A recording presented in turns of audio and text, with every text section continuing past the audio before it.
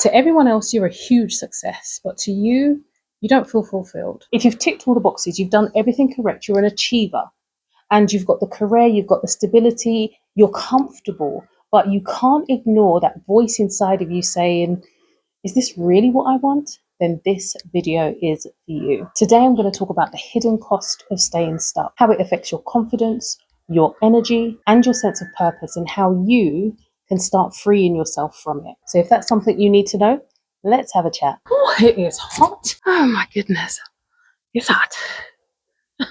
So you can be stuck and not know it at all because comfort feels safe, it's stable, and it's recognizable. You've got the job, you've got the steady paycheck, you've got the gym membership, you've got the holidays, and don't forget the job title. You've got this routine life that everybody looks at and it looks like success, but deep down, something feels off. But you tell yourself you should be grateful. People wish for and admire the life that you have. You might even be used as an example or as inspiration. So how on earth do you then admit that you think that there might just need to be more to this? It can make you feel like a fraud. It can make you feel like you're not grateful enough. But that feeling and that voice that you're hearing is not dissatisfaction, and it's not you being ungrateful. That feeling, that voice is your potential that's crying out. It's like the death rattle of your potential. It's the last pangs of it trying to be heard. And I've been there. I would say my job title and it would sound really impressive. It looked great on paper, but it always felt like there was something missing. You know that feeling of that knot in your stomach on a Sunday where you are dreading the upcoming Monday? Yeah, that feeling. I felt it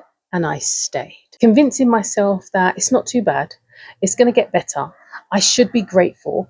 Things will change. And look what it afforded me, what I was able to do. But we do that and we don't realize we're stuck because we're being compensated financially. But what we don't realize is that we're being taxed, and it does cost us. And what it costs us is not financially, but emotionally. So let's firstly look at 3 hidden costs to staying stuck. The first thing that's going to happen is that you're going to start shrinking to fit a life that you have already or should have already outgrown. You're probably already good at what you do. You know your job like the back of your hand.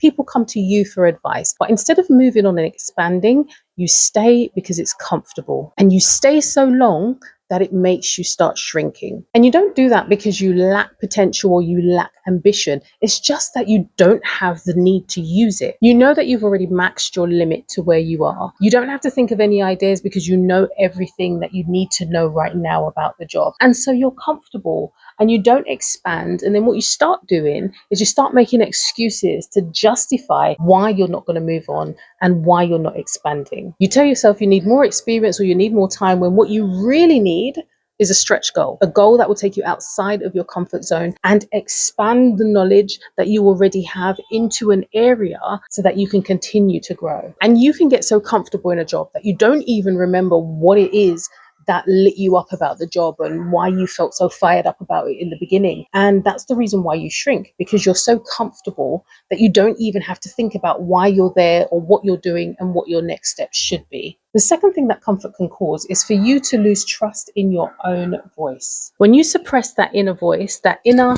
urge, that nudge that's telling you it's time to lose, you send yourself a message. And that message is that your intuition doesn't matter. And every time you don't listen to your intuition, every time you silence the truth, when you stay silent for the sake of peace, because you want to avoid uncertainty, or because it's the practical thing to do, you are eroding your self-trust bit by bit. And eventually, you'll get to the point where you don't trust yourself enough, so that you're going to start having to seek permission for decisions on your own life that only you should be making and only you have the answers to. The third cost of staying stuck and in comfort is that you will eventually pay emotionally with burnout and anxiety. When you're in a situation, whether it's your career or it could be a relationship, and you're continually saying, I'm fine, when you're obviously not, it's like driving with one foot on the brake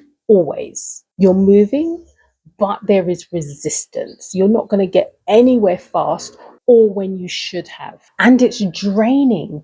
That slow energy leak can lead to procrastination, irritability, frustration. And when you start feeling that, you start wondering what's wrong with me. And what starts off as emotional will spill into your physical health. And it isn't you being lazy, it's your body saying that you have had enough. And when your brain finally catches up with your body and knows that, hold on, this really isn't it, there are three ways that you can start moving out of that comfortable discomfort and stop staying stuck. Firstly, you want to start reframing. So redefine what safety means to you.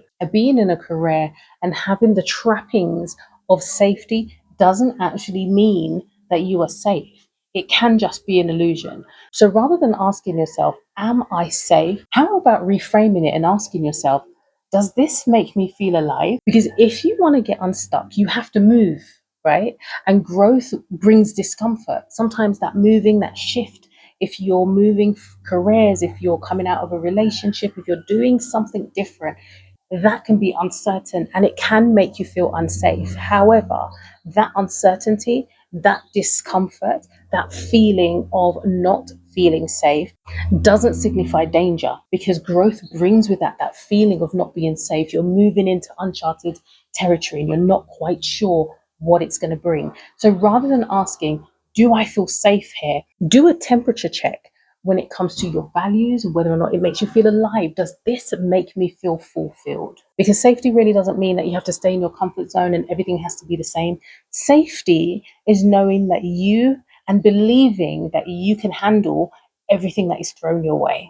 The second way to get unstuck is not by burning everything down and having to start all over again from scratch, but by creating micro moments of change. You didn't get where you are overnight, so don't think that there has to be this big evolution and revolution to get you to where you really want to be overnight. Freedom takes time. And sometimes it starts with just small pockets of resistance, saying no where you haven't previously felt the strength to be able to say no. Sharing your real opinion in a meeting, being transparent and showing your authority. Or it can be taking 10 minutes a day to do something that nurtures and fills you up. Every time you take one of those small acts for yourself, it rebuilds your self trust. And it's a reminder of when you once trusted yourself, and it gives you permission to expand. Thirdly, you want another reframing and another redefinition, because now you want to redefine fair as feedback. Why is it that we go out there and we'll help other people pursue their dreams? We will help other people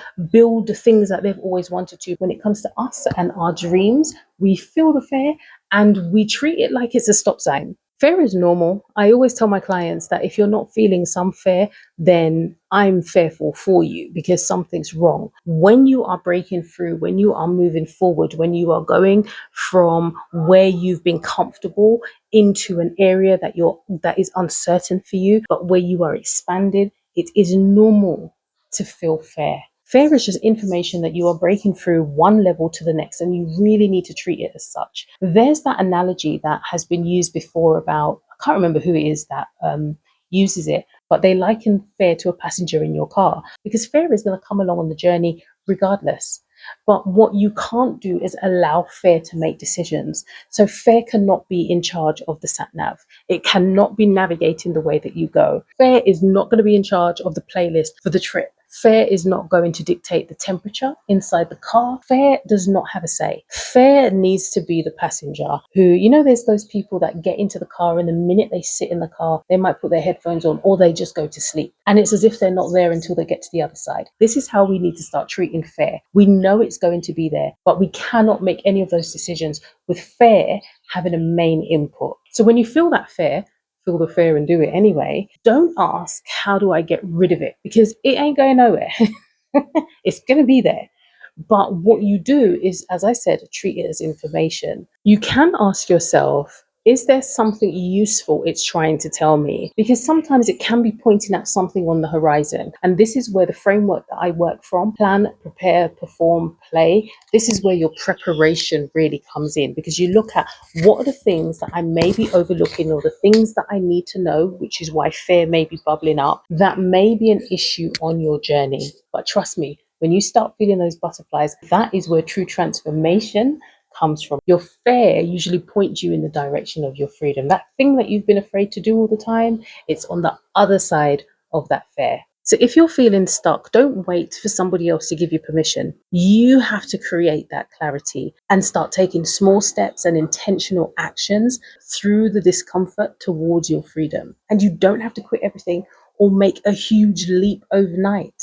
You take one small aligned step on a daily basis towards a life that you design rather than the one prescribed. And if you're ready to explore what that looks like, let's have a chat, because I help professionals who are feeling unfulfilled and overwhelmed find clarity, confidence, and freedom inside and out. So book a free clarity call and take your first step to being unstuck. Until the next video, bye.